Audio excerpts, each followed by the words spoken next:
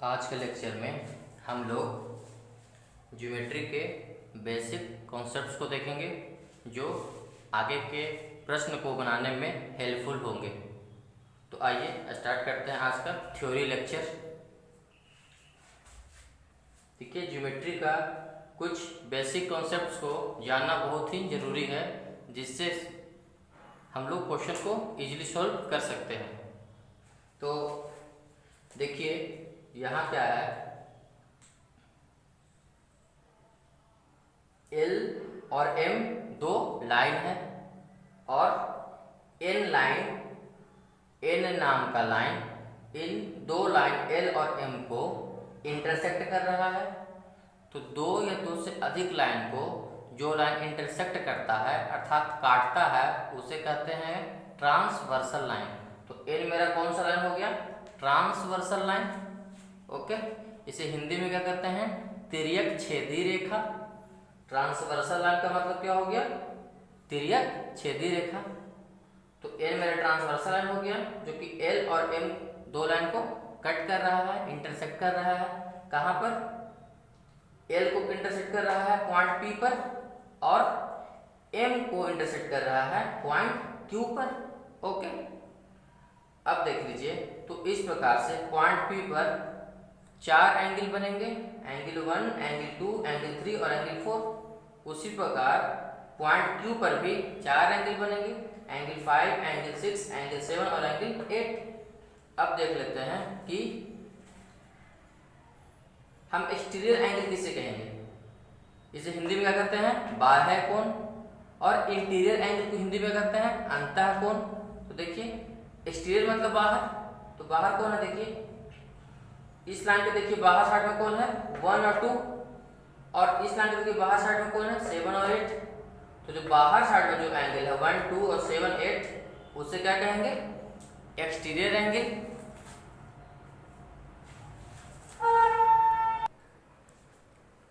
अंदर की ओर कौन से एंगल है? 3, 4, 5 और 6। देखिए, ये लाइन के इनर साइड में है, अंदर है। 5 और 6 भी क्या लाइन के अंदर है।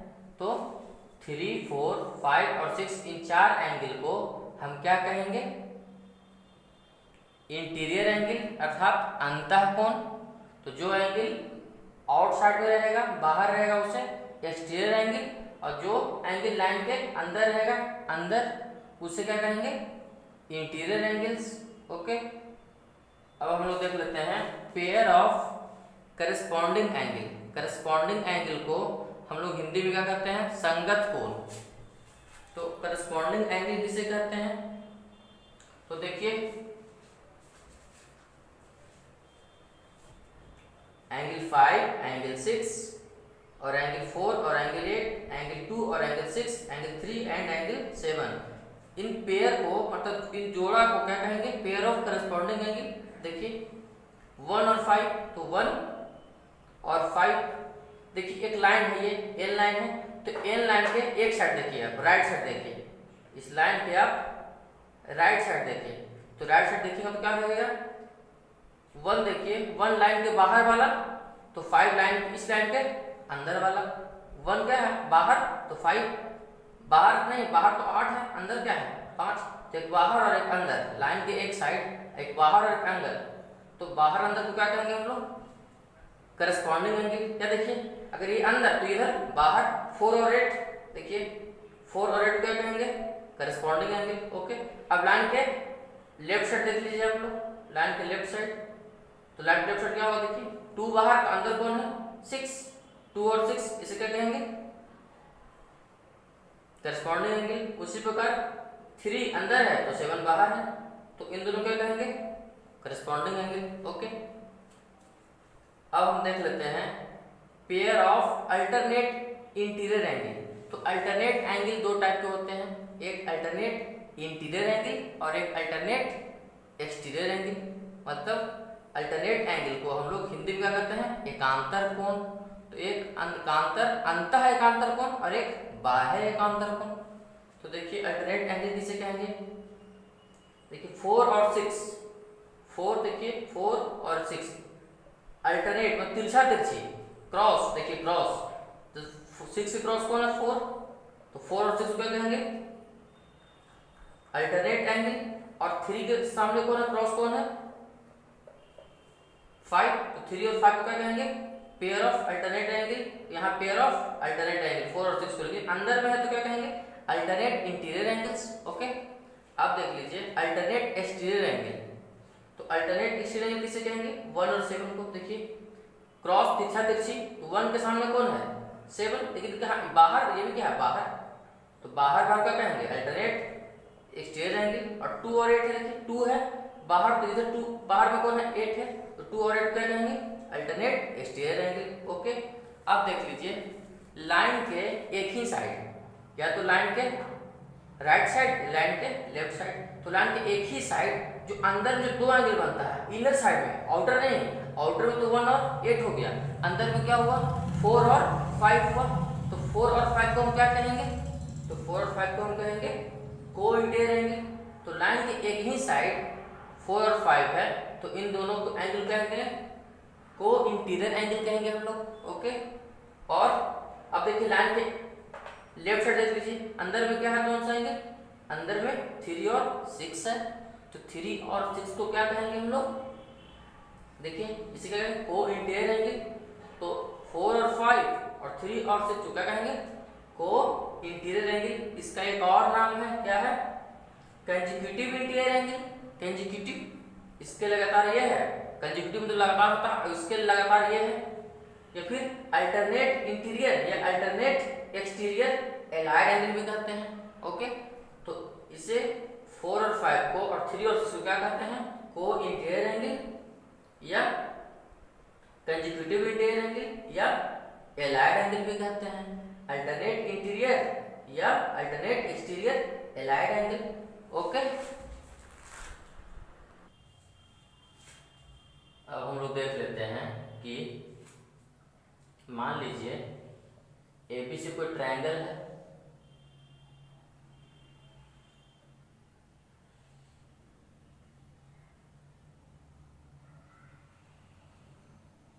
ए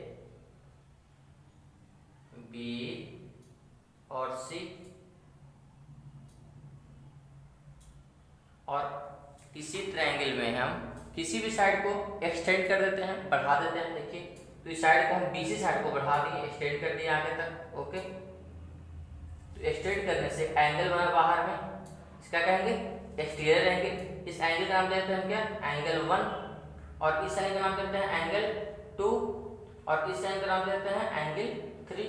अब देखिए किसी भी ट्रायंगल में किसी भी एक साइड को अगर एक्सटेंड कर दें, हम बढ़ा दें आगे तक, तो जो बाहर में जो एक्सटीरियर एंगल बनेगा वो एक्सटीरियर एंगल अंदर में जो 2 इंटीरियर एंगल रहेगा उसके सम के इक्वल होगा।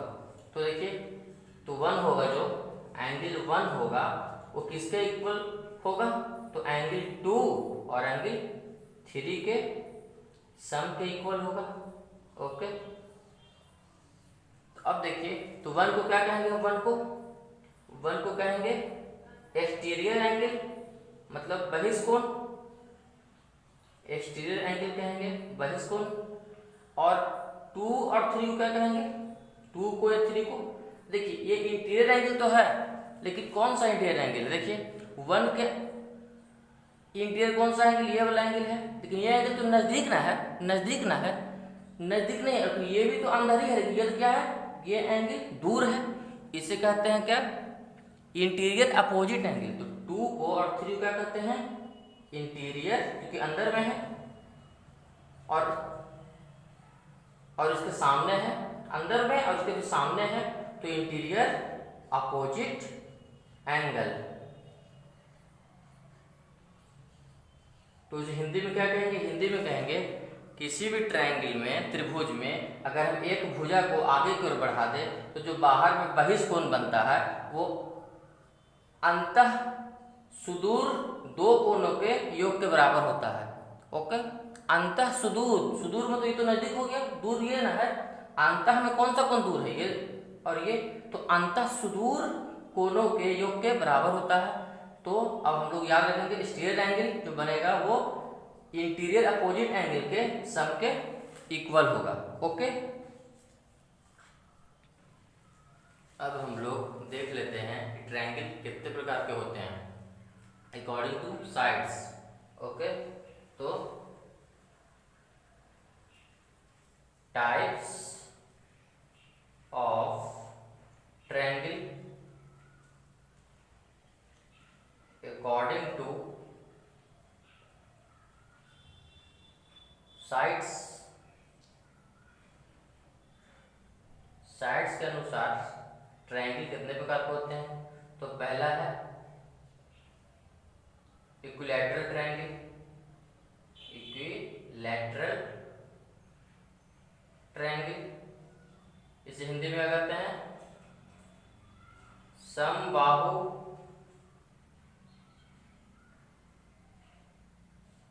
त्रिभुज। दूसरा क्या हो गया? आइसोसेलेस ट्रायंगल, इसे हिंदी में क्या कहते हैं?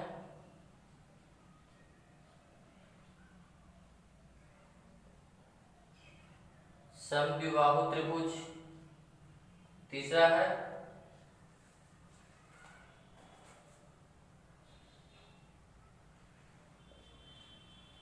स्केलेन ट्रायंगल, इसे हिंदी में क्या कहते हैं?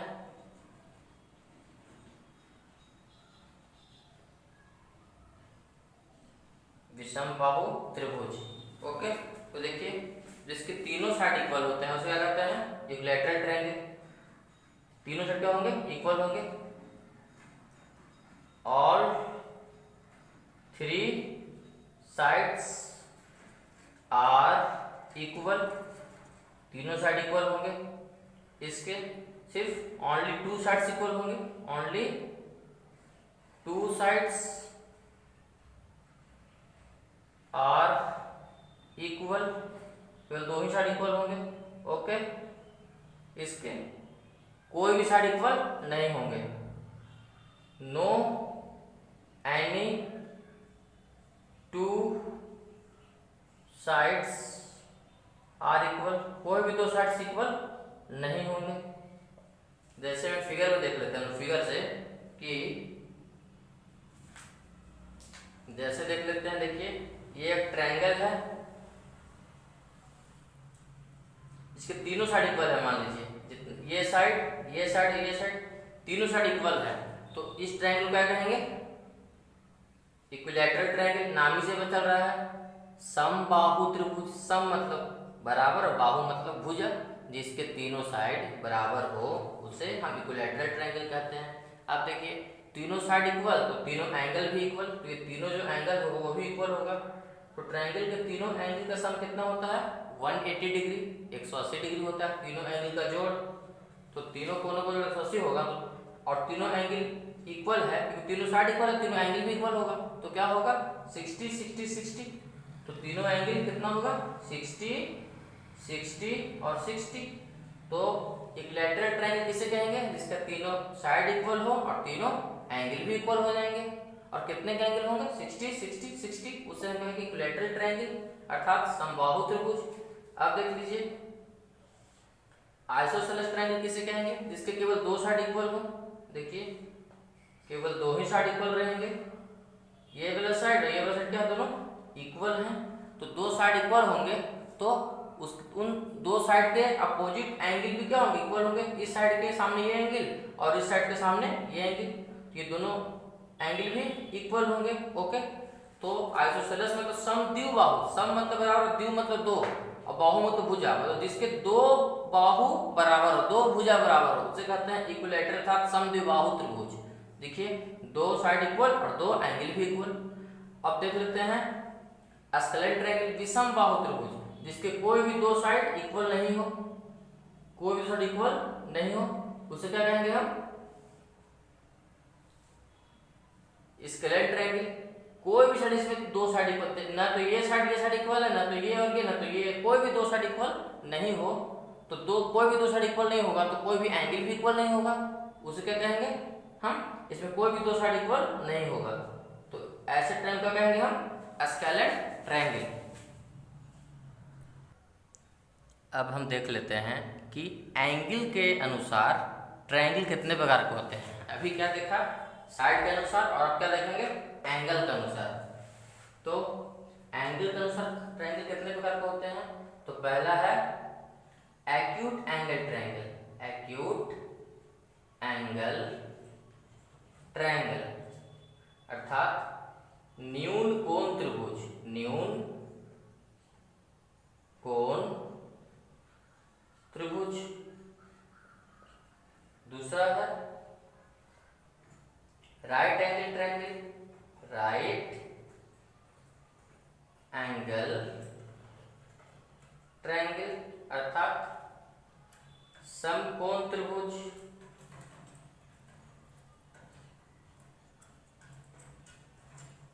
तीसरा है ऑब्टूज एंगल ट्रायंगल अर्थात अधिक कोण त्रिभुज।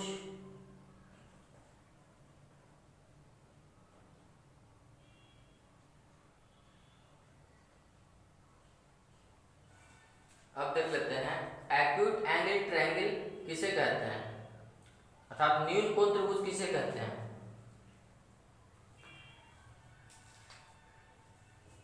देखिए दिस ट्रायंगल का तीनों एंगल 90 डिग्री से छोटा हो, मतलब 0 डिग्री और 90 डिग्री के बीच में हो। पहले देखिए एक्यूट एंगल किसे कहते हैं। तो एक्यूट एंगल किसे कहते हैं? जो एंगल 0 डिग्री से बड़ा हो और 90 डिग्री से छोटा हो उसे क्या कहते हैं? एक्यूट एंगल अर्थात न्यून कोण। और जिस ट्रायंगल का तीनों एंगल, ये तीनों एंगल देखिए 1 2 और ये 3, तीनों एंगल क्या हो 90 डिग्री से छोटा हो और 0 डिग्री से बड़ा हो। ठीक है, मतलब तीनों एंगल एक्यूट एंगल हो, तो वैसे ट्रायंगल क्या कहेंगे? Acute angle triangle. ओके, जैसे मान लीजिए देखिए ये मान लीजिए 30 डिग्री है, ये 60 डिग्री है और ये भी, ये मान लीजिए 60 है, ये भी 60 और ये भी 60 मान लीजिए। अब देखिए तीनों का सम कितना हो गया 180, की ट्रायंगल में तीनों एंगल का सम 180 होता है। अब देखिए तीनों एंगल क्या है एक्यूट एंगल, ये भी एक्यूट है, ये भी एक्यूट है, ये भी एक्यूट, क्योंकि तीनों 90 छोटा है, तो ऐसे ट्रायंगल क्या कहेंगे हम?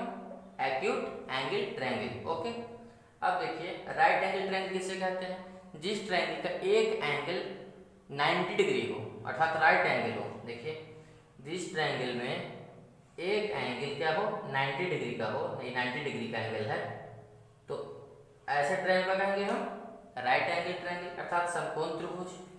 अब देखिए ऑब्टूज एंगल किसे कहते हैं? तो जो एंगल 90 डिग्री से बड़ा हो और 180 डिग्री से छोटा हो उससे क्या कहेंगे? ऑब्टूज एंगल।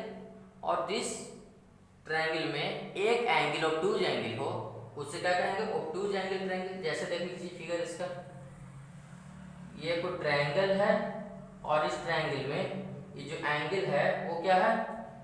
ऑब्टूज एंगल है। जैसे कि मान लीजिए 120 डिग्री है, 120 डिग्री, 120 डिग्री क्या है? ऑब्टूज एंगल, क्योंकि 120 डिग्री एंगल है जो 90 और 180 के बीच में है। देखिए ऑब्टूज एंगल किसे कहते हैं? जो एंगल थीटा 90 डिग्री से बड़ा हो और 180 डिग्री से छोटा हो उसे क्या कहते हैं? ऑब्टूज एंगल। ओके, तो ये 120 है, 90 और 180 के बीच में है, तो एक एंगल अगर ऑब्टूज एंगल होगा मतलब अधिक कोण होगा तो ऐसे ट्रायंगल को हम ऑब्टूज एंगल ट्रायंगल कहते हैं। और एक बात और याद रखिए, किसी भी ऑब्टूज एंगल ट्रायंगल में सिर्फ एक ही एंगल ऑब्टूज एंगल हो सकता है, ये एंगल और ये एंगल ऑब्टूज एंगल नहीं हो सकता है। ओके, सिर्फ एक ही एंगल ऑब्टूज एंगल होगा और दो एंगल जो हो गया होगा वो एक्यूट एंगल होगा, एक ऑब्टूज और दो एक्यूट। ओके, हमने पिछले लेक्चर अर्थात लेक्चर 1 में वर्टिकली अपोजिट एंगल के बारे में पढ़ा था। फिर हम लोग फिर से एक बार इस एंगल के बारे में देख लेते हैं। देखिए वर्टिकली अपोजिट एंगल, इसे हिंदी में क्या कहते हैं? हिंदी में इसे शीर्षाभिमुख कोण कहते हैं। हमने लेक्चर 1 में पढ़ा था शीर्षा अभिमुख कोण। देखिए अगर मान लीजिए कोई दो लाइन है और दोनों के कटने से एंगल बना इस पॉइंट पर, तो इस पॉइंट पर जो एंगल बनेगा तो इसमें आमने सामने का एंगल, अपोजिट एंगल क्या होता है, इक्वल होता है। देखिए ये पॉइंट क्या है, पॉइंट एक वर्टेक्स है। तो देखिए तो इस पॉइंट के सामने और इस पॉइंट के सामने ये एंगल और ये एंगल क्या होगा, दोनों आपस में इक्वल होगा। ओके, और इस एंगल के सामने कौन सा एंगल है, देखिए इस एंगल के सामने ये वाला एंगल है, तो ये एंगल के इक्वल होगा। तो इसे क्या कहते हैं, वर्टिकली अपोजिट एंगल। इस एंगल को वर्टिकली अपोजिट एंगल कौन होगा, ये, और इस एंगल को वर्टिकली अपोजिट एंगल कौन होगा, ये। ओके, तो इस कंसेप्ट को आप याद रखिए। अगर इसे अगर एंगल 1 मान लेते हैं और इसे एंगल 3 मान लेते हैं तो लिख सकते हैं कि एंगल 1 और एंगल 3 क्या है, इक्वल है। क्यों, क्योंकि दोनों वर्टिकली अपोजिट एंगल है। इस एंगल को 2 मान लेते हैं, इस एंगल को 4 मान लेते हैं, तो हम लिख सकते हैं angle 2 is equal to angle 4, क्योंकि दोनों वर्टिकली अपोजिट एंगल है। ओके, अब एक कंसेप्ट और देख लीजिए आप कि अगर सपोज मान लीजिए कोई लाइन है और इस लाइन पर कोई पॉइंट है O, और इस पॉइंट पर बहुत सारी रे आकर मिल रही है। मान लीजिए एक रे आकर मिली, फिर दूसरी रे आकर यहाँ मिली, देखिए फिर तीसरी रे आकर मिली यहाँ। ओके, बहुत सारी रे आकर यहाँ पे इस पॉइंट पर आकर मिल रही है।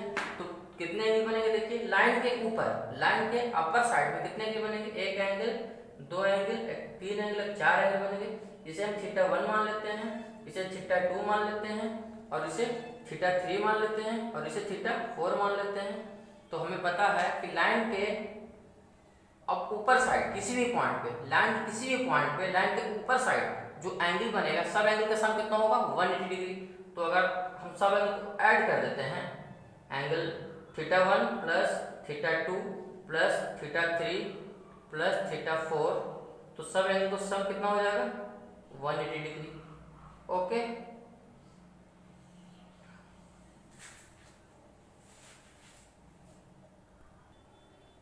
अब एक कंसेप्ट को हम लोग और समझ लेते हैं कि मान लीजिए कि L और M कोई दो लाइन है। ओके, और कैसी लाइन है, पैरेलल लाइन है, दोनों एक दूसरे के पैरेलल है। ओके, यहाँ लिख देते हैं हम कि L लाइन और M लाइन है, वो जो कैसी लाइन है, दोनों पैरेलल लाइन है, अर्थात समांतर लाइन है। मतलब दोनों के बीच की दूरी कहीं भी मेजर करें हम, दोनों क्या होगा, दोनों एग्जैक्ट इक्वल होगा। अगर बीच की दूरी अगर हम यहाँ पे निकाले या यहाँ पे निकाले, अगर बराबर हो तो ऐसे लाइन को क्या बोलते हैं, पैरेलल लाइंस। तो दो लाइन L और M पैरेलल है, और एक तीसरी लाइन आकर इसे कट कर रही है। देखिए तीसरी लाइन आकर इसे कट कर रही है, और इस लाइन का नाम क्या दे दिए हम, N दे दिए। ओके, तो अब देख लीजिए, तो N लाइन को क्या कहेंगे हम, ट्रांसवर्सल लाइन, तिर्यक छेदी रेखा। क्योंकि जो लाइन दो या दो से अधिक लाइन को कट करती है उसे क्या कहते हैं हम, ट्रांसवर्सल लाइन। तो N एक ट्रांसवर्सल लाइन हो गया। तो इस पॉइंट पर और इस पॉइंट पर चार चार एंगल बनेंगे। देखिए एंगल 1, एंगल 2, एंगल 3 और एंगल 4। इस पॉइंट में चार एंगल बनेंगे। तो कौन कौन से, एंगल 5, एंगल 6, एंगल 7 और एंगल 8। तो अब देख लीजिए कि हम लोगों ने पढ़ा था कि एंगल 1 और एंगल 5, एंगल 1 और एंगल 5 ये बाहर वाला है, लाइन के एक साइड में, तो बाहर वाला तो एक अंदर वाला, तो एक बाहर वाला तो एक अंदर वाला। एंगल 8 बाहर वाला, एंगल 4 अंदर हो गया। ओके, उसी प्रकार यह देखिए बाहर वाला तो ये अंदर वाला, तो 2 और 6, एंगल 2 और एंगल 6। देखिए बाहर वाला तो ये अंदर वाला, एंगल 7 और एंगल 3, तो एंगल 7 और एंगल 3 ये सब कौन सा एंगल है, करस्पॉन्डिंग एंगल। क्या है, करस्पॉन्डिंग एंगल।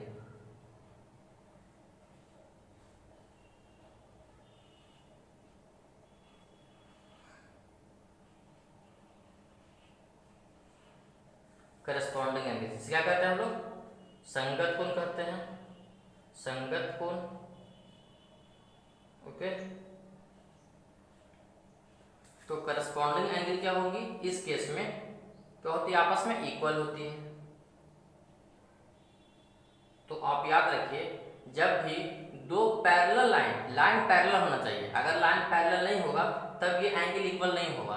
अगर ये दोनों लाइन पैरेलल हो और कोई तीसरा लाइन आकर उसे कट करे, इंटरसेक्ट करे दोनों लाइन को, तो करस्पॉन्डिंग एंगल आपस में क्या होती है, इक्वल होती है, बराबर होती है। अगर मान लीजिए ये 60 डिग्री का एंगल है तो ये भी 60 डिग्री, अगर 470 डिग्री का एंगल तो 8 भी 70 डिग्री का होगा। ओके, तो इस केस में करस्पॉन्डिंग एंगल क्या होता है, इक्वल होता है। ओके, अब देख लीजिए हम लोग अल्टरनेट इंटीरियर एंगल और अल्टरनेट एक्सटीरियर एंगल के बारे में पढ़े थे। तो अल्टरनेट इंटीरियर एंगल क्या हो जाएगा, तिरछे वाला, तिरछा तिरछी क्रॉस वाला। देखिए ये 4 है तो ये 6, 4 के तिरछे कौन है, 6 है, तो एंगल 4 और एंगल 6।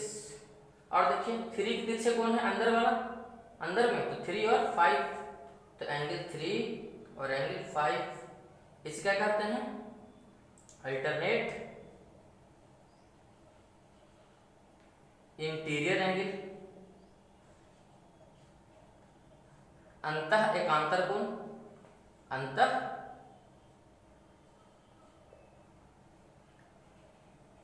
एकांतर कोण। तो देखिए ये एंगल और ये एंगल आपस में क्या हो जाएंगे, इक्वल हो जाएंगे, ये भी इक्वल हो जाएंगे। क्यों, क्योंकि ये दोनों लाइन पैरेलल हैं। तो अगर पैरेलल होंगे तो करस्पॉन्डिंग एंगल भी इक्वल हो जाएंगे आपस में, और अल्टरनेट इंटीरियर एंगल भी आपस में इक्वल हो जाएंगे। ओके,